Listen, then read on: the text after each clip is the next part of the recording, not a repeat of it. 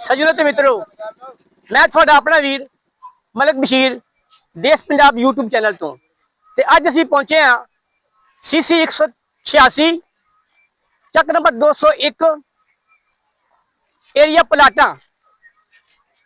इत्थे अज असीं गल करांगे पंजाब दी प्रधान वज़ीर आला पंजाब मरियम नवाज दे सुथरा पंजाब प्रोग्राम ते इलाके दे जवानां ते बजुर्गां दे ने सानू सद्दा दिता ते असीं पहुंचे इत्थे ते अज असीं वेखना वा कि Suthra Punjab program FWMC waste management company ते इलाके दे मकीन साडे नाल ने ते असीं इन्हां नाल गल करांगे। हुक्म अल्लाह दे नाल जुड़े रहियो साडे नाल ते रखियो अपना खास ख्याल। ते इलाके दे जवान साडे नाल ने ते असीं इन्हां नाल गल करदे हां। छोटे भाई की नाम अपना? गुलाम दस्तगीर। गुलाम दस्तगीर, ये दस कि तुहाडे ते सफाई करने वाला अमला आंदा हुंदा? नहीं जी।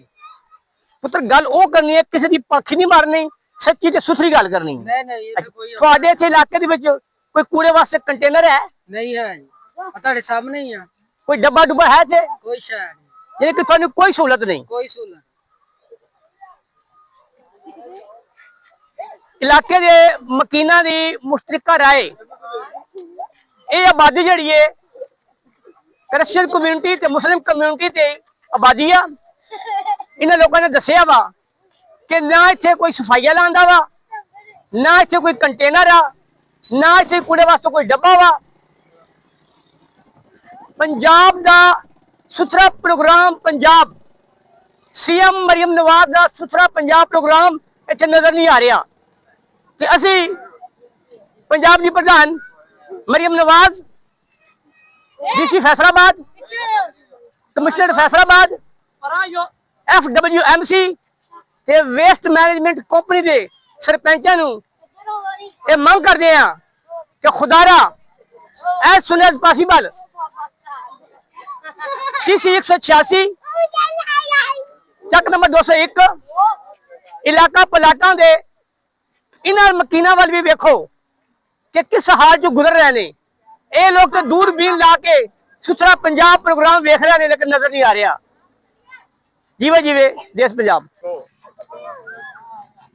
चक नंबर 201 CC 186 एरिया पलाटा। इत्थे दे मकीनां नूं पुछया कि दसो सफाई की की सूरत हाल है, ते सारा ने कहा वा कि असीं ते कदी इत्थे ना कोई सफाई वाला वेख्या वा, ना इत्थे कोई कंटेनर आ, ना इत्थे कोई डब्बा वा, ना ही कोई अमला सफाई आंदा वा। ते हुण इस इलाके की सही सूरत हाल आ उहदे बारे मैं तफसीली दसांगा।